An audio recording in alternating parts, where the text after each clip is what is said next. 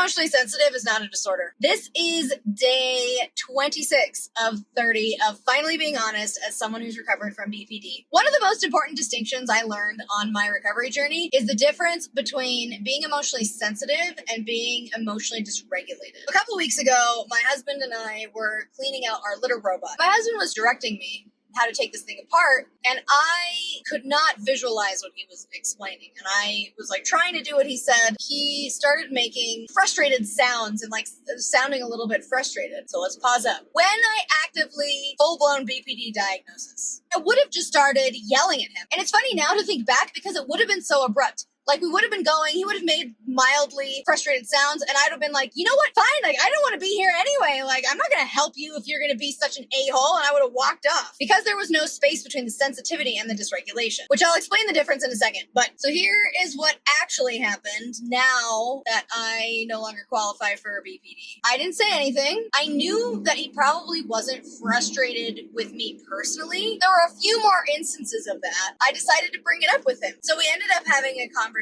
about it. It was calm. It was hard because he and I viewed the situation a little bit differently. And calmly discussing the issue doesn't mean that there are no emotions involved. But at no point did I lose control of myself. At no point did I feel like my mouth was running away with me. And that is the difference. There's nothing wrong with being emotionally sensitive. There are tons of people who are emotionally sensitive who don't have BPD. Really, the emotional aspect that is part of the disorder is the dysregulation piece. It's the inability to manage your own reactions to your sensitivity, to your emotions. I think this distinction is important because I don't think I was doing myself any favors when I demonized my sensitivity. I don't think there's anything wrong with being emotionally sensitive. I don't think there's anything disordered about being emotionally sensitive. And actually, I would say not even all moments of dysregulation are disordered either. It just depends on the situation. There's a big difference between what would have happened with me lashing out at my husband over his frustrated sounds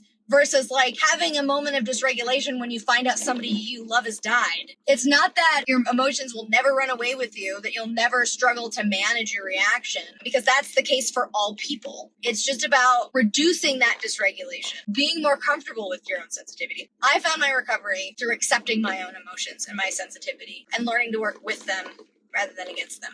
See you next time.